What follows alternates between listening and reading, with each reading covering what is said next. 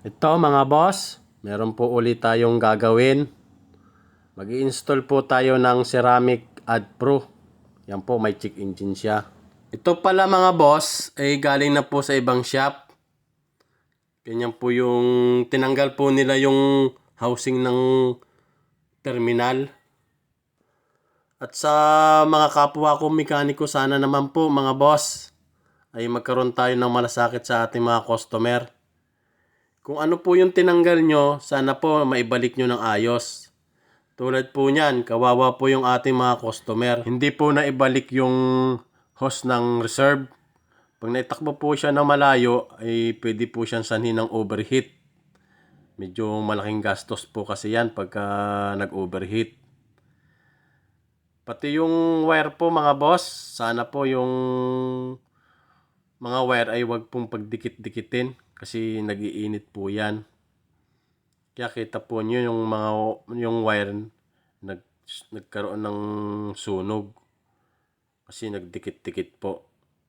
At ang gagawin natin dyan mga boss ay kakabitan natin ng Ceramic Ad Pro para pang heavy duty na po yon. Hindi na uli po siya magkakaroon ng loss connection. Yan po yung mga gagamitin natin, mga terminal, connector, panghinang, bago yung lead. Pati ang ginagamit po natin dyan terminal, yung heavy duty po na terminal. Gumagamit po kami ng gripper para sigurado po siyang mahigpit yung pagka-grip ng wire at hindi po siya magkakaroon ng loss connection.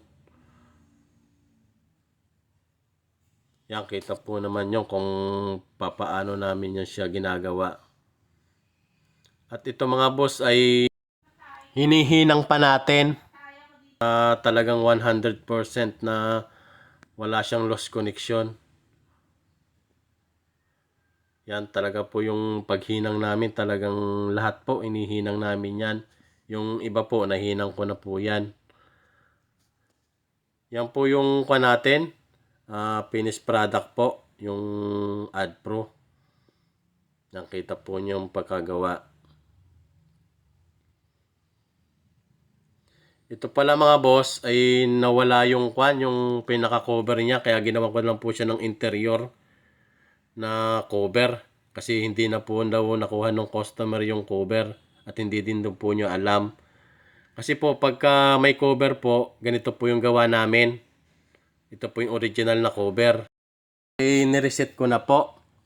Ang gamit po namin ay MST 500 Pro.